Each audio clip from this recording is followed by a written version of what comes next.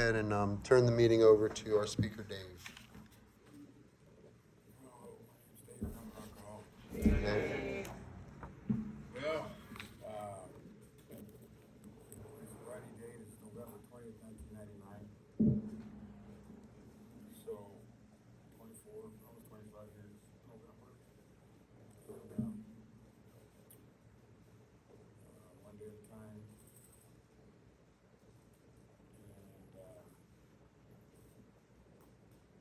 I don't know, I'll just start off by saying, I guess, I was brought up, I hear a lot of people say, I'm an alcoholic because of this, I'm an alcoholic because of that.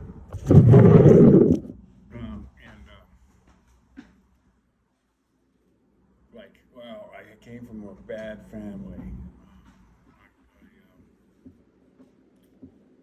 My dad was an asshole, my mom was whatever, my dad was in prison, my mom was a hooker, whatever the stories or whatever it is. This disease has no prejudice on how you were brought up. My family was, when I look at, hear stories of people's families and how they're brought up and all that kind of shit, I think, man, I was like, brought up, it was like Leave It to Beaver. It was a television show in the 60s. If y'all, youngsters don't know what Leave It to Beaver is, I get it. Yeah, you're right about that, Glenn. How about Ozzie and Harriet? So anyway, mom and dad married. My mom died young while she was only 62. They were married 43 years. Never saw any violence. Never saw her ever talk back, strike, nothing like that with my dad. Nothing like that. Good Catholic folk. My dad was an usher. Now and then. Grew up with 4 older siblings, and I was an accident. And you say, why did you say you were an accident? Well, my brother's 20 years older than me. He's in the dementia home right now in Phoenix. I'm gonna go down there and see him. I go down there every once in a while. Another brother, he was 18 and a half years older than me, a year and a half after him. So it's Freddie and Bobby. Bobby died from this disease. 2 sisters, 3 or 4 years after Bobby was Evelyn, and then a couple 4 years later, Irene, and then 9 years later, it was in too vogue to have kids in 1958 when you're 40 years old. That was not people were doing back then. And they're worried that, there's all kinds of complications, this and that and the other. Matter of fact, my oldest brother was going to Korea. They held him back when they got whatever, from the senator or the state to hold him back from going to Korea while I was being born. And then after I was born, then he took off. Went to church. I was a spoiled kid. If you can imagine, 2 older sisters, 12 and 9 or 13 and 9 years old, and I'm this kid. Spoiled. Probably too much. Matter of fact, when I got older, they would say, I don't see how you're getting away with the stuff that you're getting away with. It would have been unheard of. Shit that you're doing. So anyway, what am I getting at? Pretty normal shit. No problems in school. I was always a clowner, always in the principal's office. And they would say shit like, teachers would say in front of the whole class, why David acts the way he does is because he doesn't get any attention at home. And that was the complete opposite. So I'm thinking, you're fucking psychology. I didn't know it was psychology then, but I'm thinking, you're wrong. I always like to hang around with the bad kids. I don't know why. I didn't like being the goody two shoes shit. Being the straight A student, all that shit wasn't my goal. I was a pretty shy kid, and not really bad. I mean, I get uncomfortable in social situations and shit like that, even with kids my age. At school, I was fine. It's weird because if we went to like an after-school party or anything like that, it was weird. Now, all I cared about was playing sports. I mean, I really didn't care about anything except having fun. Isn't that what most kids want to do anyway? But no, there were some kids that were like trying to get straight A's and shit. I wasn't one of those. 8th grade. After the 8th grade, I was an athlete, most valuable player, basketball team, School party, 8th grade, between the 8th grade and 9th grade. The coach, we had a coach. He was this guy. He was 18 years old. He was a coach, and he threw a party. He had a bathtub full of all kinds, every beer you wanted, with Bud, Coors, Shades, take your pick, man. Full of ice, and Strawberry Bloom, Farms, Apple, all kinds of shit, man. Have your pick. I'm this kid, and I had drank once before, and I thought it was good, cool. I liked the feeling that I got from one of my older sister's parties. I drank the punch, I got loaded, and I went and I was doing shit on my bike that I never could do, that I was doing. I was like, couldn't believe the shit I was pulling on this bike anymore. And I said, this booze is good shit. Have this party, and all of a sudden I'm like making out with the girl that we never even wanted to talk to, so afraid to talk to. I came out, and that's what booze did for me. Booze, what it did to me is I was able to come out and play. And that's what it does to you. I mean, that's why people drink. So it's a social lubricant for most. So I knew then. Now I know why all the adults drank. My parents were like I said, they were church people, this and the other, but they had parties and they drank, not excessively. They got a good buzz on, but I never saw any stumbling and shit like that. The only time I saw alcoholism or stumbling drunk was with my brother, and I was like a little kid, so he was probably maybe in his early 20s. He had a scar over his head that he had when he went through a windshield. He was 16. So he was a problem drinker when he was a kid, and he was a problem kid since he was a kid. And my dad threw him out of the house, or he left the house is what happened. He lived with some dude. Anyway, the guy was a bartender and shit. Anyway, it was kind of like a person that they didn't want to talk about. It was like one of the family members you just kind of like. But he was very, very intelligent. It was really a trip. He was always in trouble at school, but he got straight A's and shit as a kid. And the teachers would say, "This kid's a genius and shit, man. Too bad he's fucked up." And he liked to fight and all kinds of weird shit. Anyway, he was stumbling. Some guys dropped him off in front of my parents' house. All the aunts and uncles were there for some kind of social gathering. And I look out the window, and my uncles are out there, and they're picking him up off the sidewalk. And I'm like, damn! And they're carrying him into the house, and he's stumbling. And then they grab me and take me to the room. Take David to the room over there. I don't want him to see this. So I knew that he had a drinking problem. And he was always in trouble because he was drinking.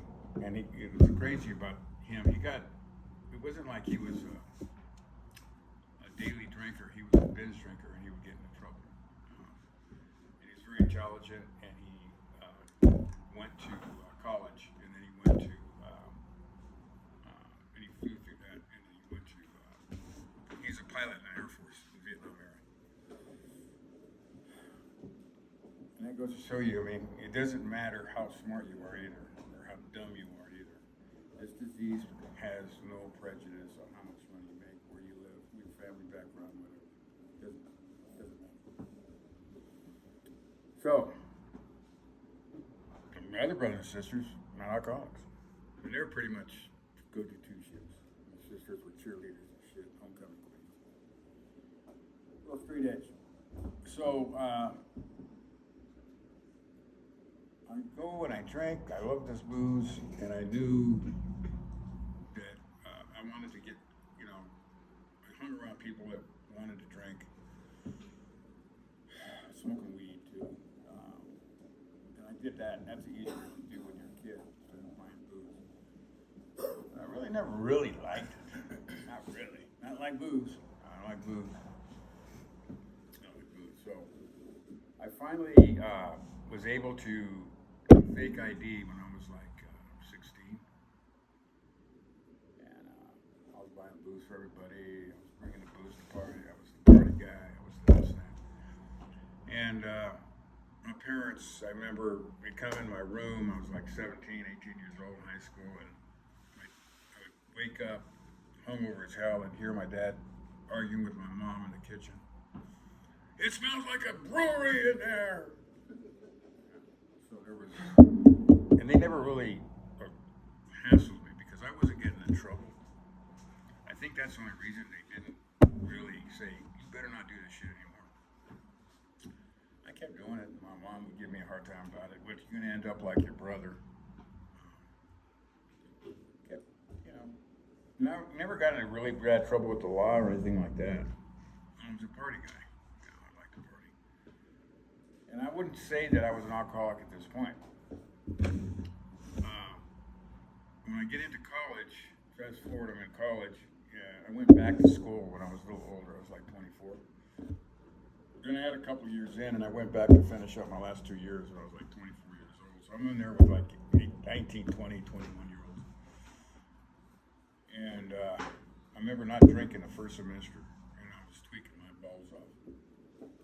Not with meth. I had a connection with somebody that worked for a pharmaceutical that could get jars of speed. So I was eating this speed, and I was getting straight A's. And I was miserable. Even though I was getting straight A's and shit, I was miserable tweaking like that. And I wanted to drink. And after that first semester, I couldn't take it no more, and I started drinking again. And I partied all the way through those last 3 years. I thought it was going to be 2 years, it ended up being 3 years. And barely got through with a 2.2 GPA. There again, I was the party guy. There was times where I was in a blackout where guys said, dude, man, you were crazy last night. What happened? Man, you were picking up people up in the mountains. It was like a 15-mile trip from the town to the middle of the mountains. And they would say, dude, you were picking up loads of people in your car to give them rides back to the university. And you were like flying over that bridge, over the river and this and shit like that. It's a little narrow bridge and shit. You were sitting there flying like 70 miles an hour and shit, laughing. And everybody was screaming. And they're hitting their heads on the top of the car and shit. I could have killed carloads full of people, man. I did it not once, but twice, they said. I went back, picked up some more people, came back. Party guy. Now, here's my thing. There was a guy that I was going to school with named Kevin, and he was a very sharp dude. And he was like a philosophy major and shit. He was all into literature and all that. Anyway, philosophy. He could talk a good game. And he would get shit-faced loaded all the time. And I would say to people, man, look at this guy. And I would say, as we're partying and drinking, this guy's going to end up, man, that's going to end up with this dude. He's going to end up, when I'm going to like AA and shit, man. And that guy doesn't go to AA and he doesn't drink. What's the difference? Now, anybody that saw this dude said, "Oh, that guy's an alcoholic." And the book talks about we lost the power of choice and drink. That's what separates us from normal people. How many times did I try to not drink?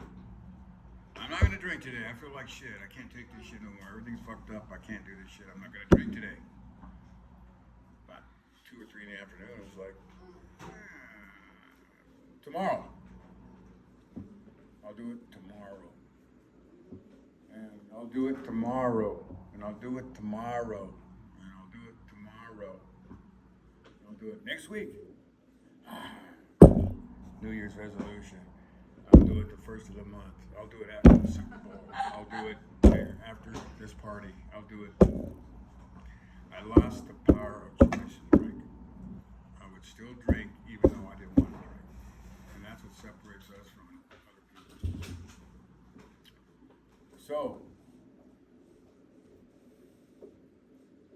I get out, I move to Vegas, my whole family lives here. And all my nephews and nieces and my brothers. My brother had died right after I moved here from an overdose of this. He became a pillhead. He was a bad alcoholic, bad. I mean, when this guy would drink, it was just like ugly. I haven't seen anybody in my life that was as ugly as he was when he drank. And he'd get real sarcastic and just mean. And he'd give him these blackouts and he was just had no friends anymore because he just, people were disgusted. It was like, how can somebody so intelligent can be doing this to himself?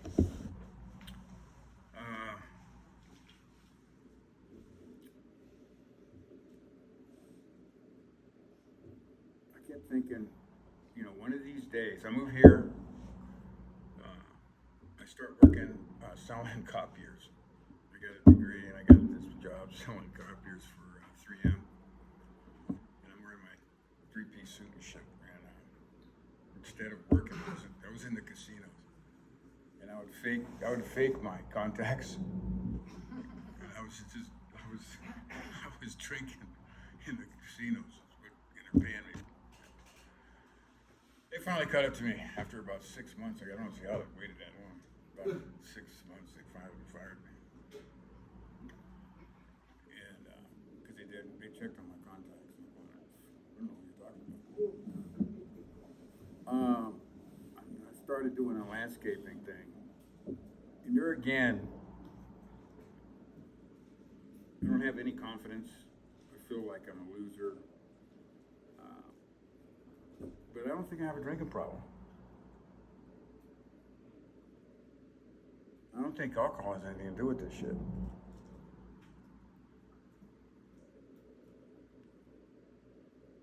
I kept thinking I just need to get my shit together. One of these days, I'm gonna get my shit together. Mind you, now I'm 29, 30 years old. So I start this business. I slowed down on my drinking a little bit. And my brother used to say, "Man, I think you're drinking too much." And I go, "What's wrong? I'm only drinking a 12-pack. That's my head. It's only a 12-pack. I mean, anybody else would say, "What the fuck? What do you mean it's only a 12-pack? You're a drunk." No. I'm getting a business is growing. I'm working 10 hours a day. The business is growing. I'm getting 2 employees, 3 employees, 4, 5, 6, 7.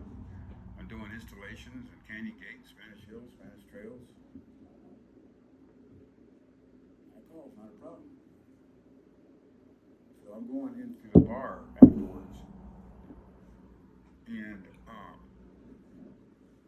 I'm in my mind, it's really sick. In my mind, I was kind of like this successful, like, I don't know, business owner. I was like, thinking I was a big shot.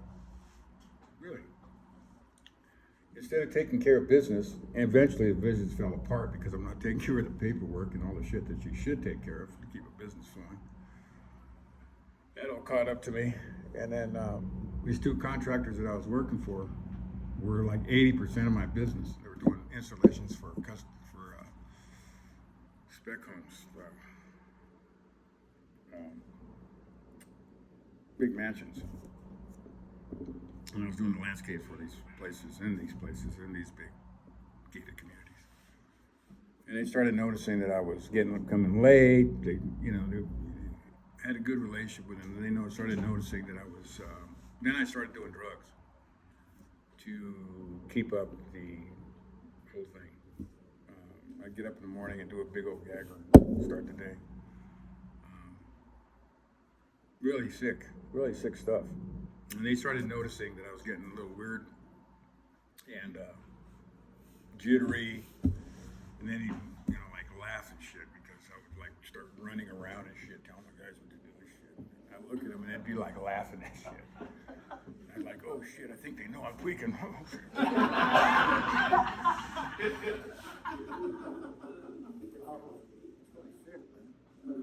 sick shit. And I try to maintain it, and then they got me. So 80% of my business goes down the tubes. I got this maintenance route, 125 homes, plus businesses. I'm not taking care of the paperwork. People aren't even paying me. I'm not even chasing them. I had like, when I let go of the business, when I finally just gave up everything, I had like 20 grand out there that I need to try to get. And I ended up in a sleazy motel, a place called the Daisy. It's where City Hall is right now, and it was this little motel where all the tweakers and crackheads and hookers and shit like that. That's where they hung out. A lot of people. I mean, the degenerates, and I was one of the degenerates. Even though I didn't think so. And in my mind, I couldn't differentiate the truth from the false. People would say, Dave, what the fuck? What are you doing, man? I mean, you got kicked out of your house, and that's a whole other story. It's going on to a little bit longer, and I want to go. I lost all my shit, storage, $30,000 worth of shit. Anyway, I'm giving away trucks and shit. I'm just parking shit and leaving it there. A disaster. And I'm in this sleazy motel, and people would say, what are you doing? Like family. I come to my family. They're building custom homes and shit like that. And I'm going to the family gatherings, and they're going, why are you still living in that motel? And I would say, justify it and say, oh, it's cool, man. Because I had some equipment and stuff, and this guy would watch my truck and trailer. And he was this RoboCop copper security guard, and I'd give him a 20 spot once a week, and he would like watch my shit. And I was like, ooh. And I would say, good, yeah, that's pretty cool. And they're looking at me like, I said, my site's gated. The part I live in is gated. Because, I'm I'm a big shot down there. Can't see the truth from the false.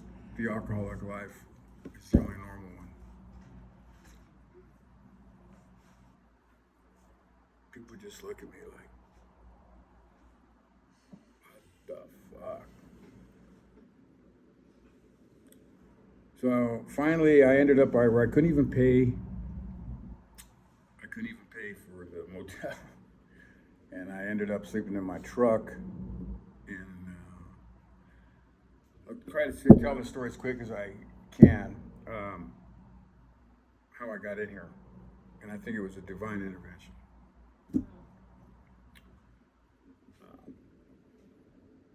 I didn't really believe in God at this point. All kinds of shit in my head about religion and faith. I look at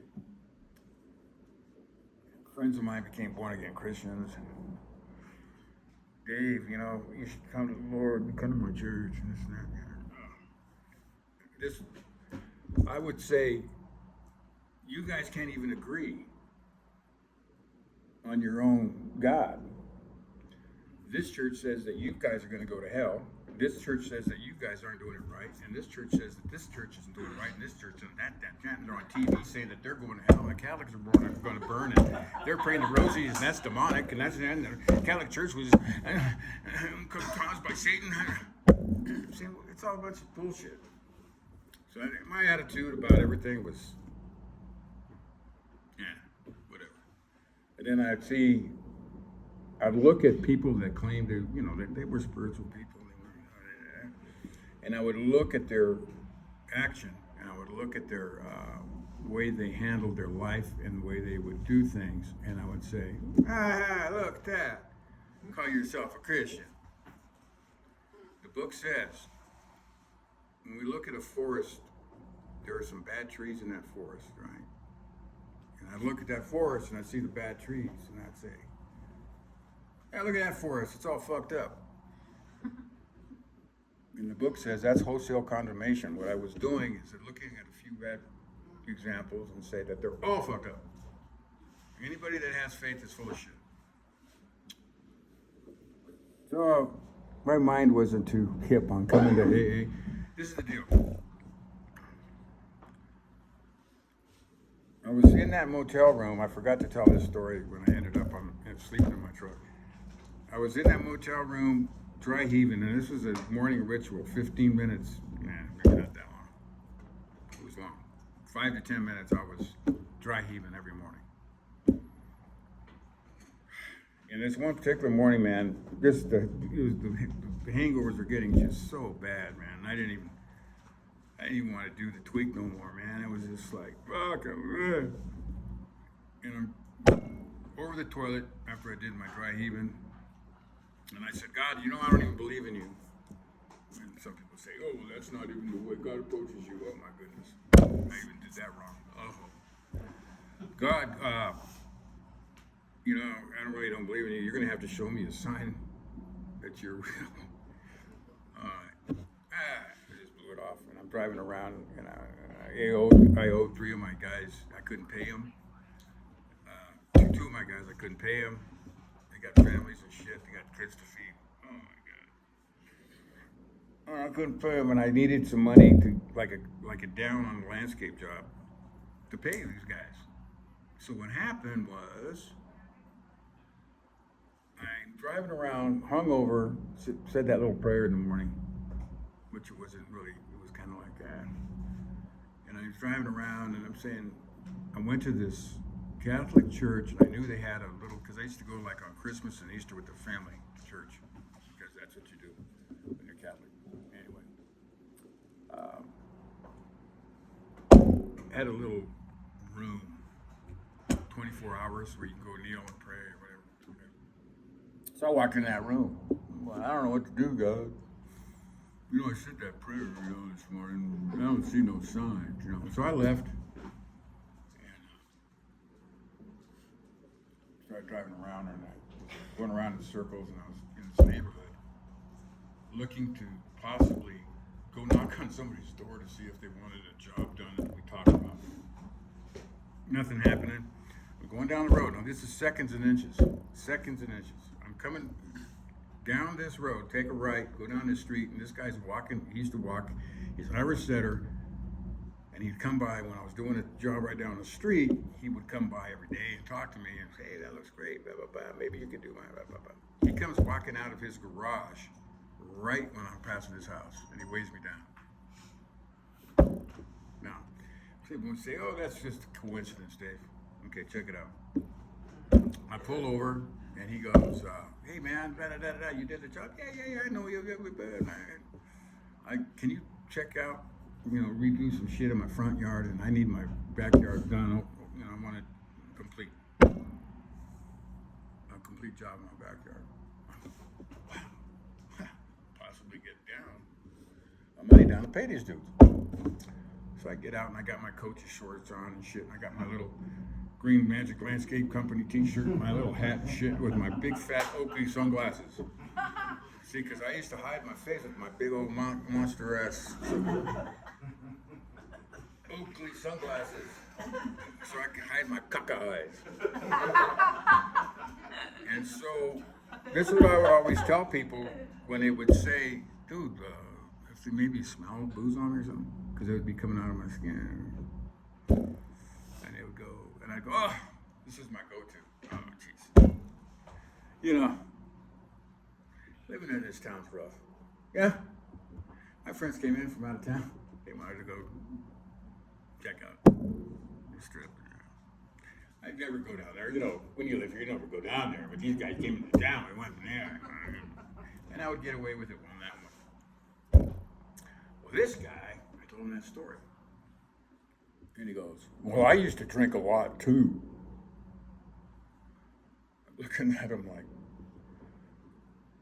and he starts 12-stepping me and talking to me about the program and that, what he used to do and how he used to crawl to the bottle and shit, waiting to go to the test site and catch the bus and and he's hiding bottles in bushes and shit. And I knew a guy, now check this out. It's just a coincidence, by the way. Just a coincidence. It's all coincidence. I knew a guy that lived by me when I was drinking in this apartment complex that I used to maintain. And we became pretty good friends, and he'd come over and we'd have barbecues and shit like that and hang out at the pool. Anyway, he was an AA. And I'd go, well, good for you.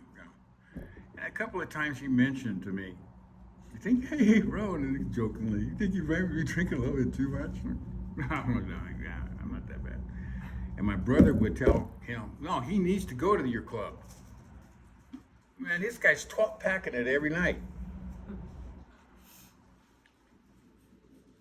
Yeah, oh well, whatever. This guy was in the program. This whole thing, he weighed me down seconds and inches, backyard, and I got my clipboard out and I'm doing my thing. And he goes, I said, I knew a guy in your club. And, what's his name? I said his name. He said, hold on. And he walked in the house. I'm like, what the hell? Oh, shit. He comes out with the cordless phone. Back then they had cordless phones and weren't cell phones and shit. Yeah, they were. They just started. Hands me the cordless phone and it's him on the line. He was in his home group. Just coincidence.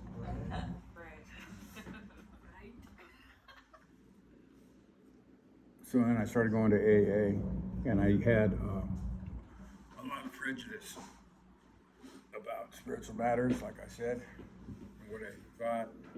The book kept saying, and people were saying, you gotta be open-minded.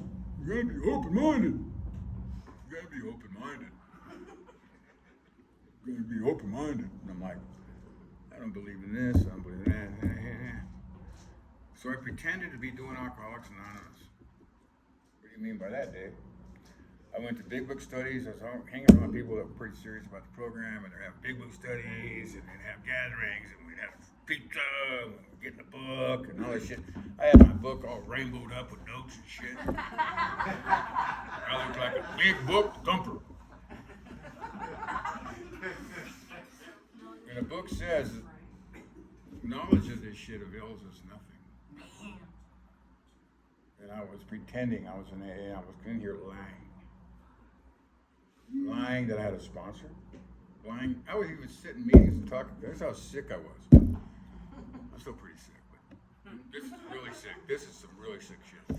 I would sit in meetings and talk about conversations I had in a fist step. What the fuck is that shit? Is that fucking nuts? That's a good one. That's some shit. So I finally would go long periods of time, chip, balloons, cake. Dude, how'd you do it? Lie.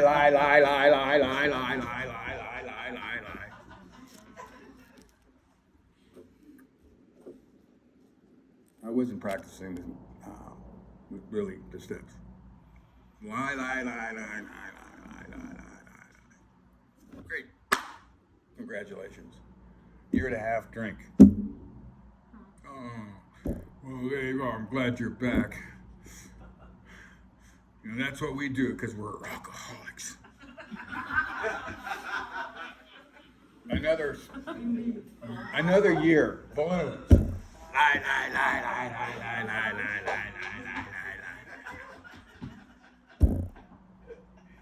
Another year. Drink. Oh, drink. And then I heard this one guy go, dude, he told another girl in this program. She came and told me what he said.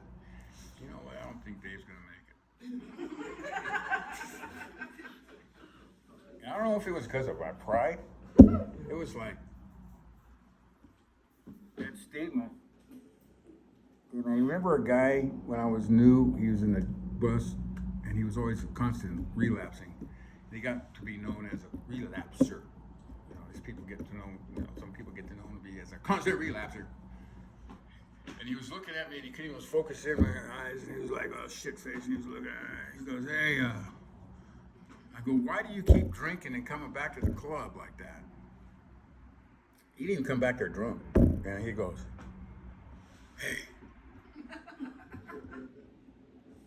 let me tell you, kid, don't be a relapser like me because it's real easy to relapse when you're known as a relapser. And I remember that. I said, hey, I'm going to end up like that dude. So what am I going to do? Am I going to get real? Am I going to get honest? Okay. Am I going to get open-minded? Am I willing to do this program the way it's outlined? Because to me, it looks like a real fucking pain in the ass. And I don't want to do all this shit. I said, I want to do this shit, and I want to prove to myself and everybody else this shit don't work for me. I need to go to a psychiatrist for some shit. And I did it. I was outlined, got a real sponsor, and went to this set, and there was something that happened in the fourth and fifth step when I did a real honest and did my fifth step. I spent hours with him. The fifth step with my sponsor. He's a really good guy, very spiritual guy, and he told me some shit that he did. And I was like, what the fuck? If you saw the guy, you wouldn't think he'd be anyway. After that fifth step, there was a shift in my perception. I had a whole new attitude. What do you mean by that? I like coming to meetings. I like helping newcomers. I wanted to talk to the newcomer. I wanted to be helpful. Before it was a social event.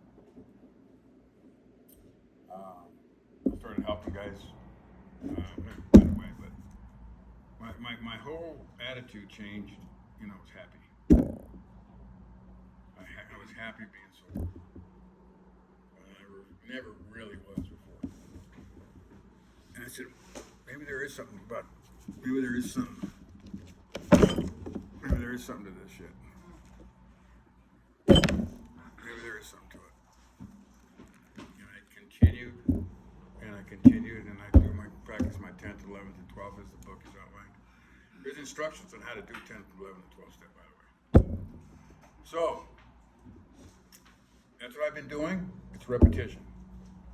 I've been staying sober these years because of repetition. That's it. There's no other way to describe that. I do those things every day. I try to be helpful, and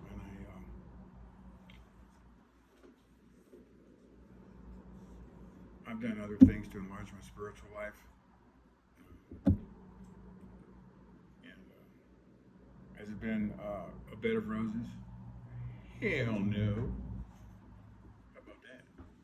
All kinds of shit has happened in sobriety. I was whining and crying about I wasn't making enough money and shit to my sponsor all the time, and then something came about where I was making more money than I ever made, even when I was in my business, and that shit lasted until the banking crisis. With that, I was able to pay off $40,000 in debt to buy a townhouse and shit like that. And it's not, I'm not here saying, because I couldn't get off the material shit when I was new. To me, it was like, it's all about getting money. And money's going to make you happy. Or relationships are going to make you happy. And all this shit that's outside of our soul sickness. It has nothing to do with our soul sickness. It's going to make me happy. And none of those things fill the void. None of those things. Even when I'd get them and be like, oh, I still feel like shit. So I try to maintain my spiritual connection, and I try to trust my higher power in any situation that comes about.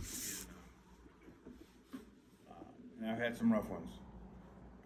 I almost died 3 times in the last 4 years. And then that was just another sign to me that God's saying, no. And if I told you, I don't have time to tell you some of the shit that's happened. There's seconds and inches. We can talk after the meeting where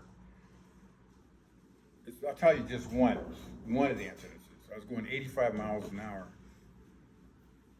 and on I-40, and I was following a semi, and we're all trucking 85. Truckers don't go the speed limit, so, and we're in the left lane, and we're passing slower traffic in the right.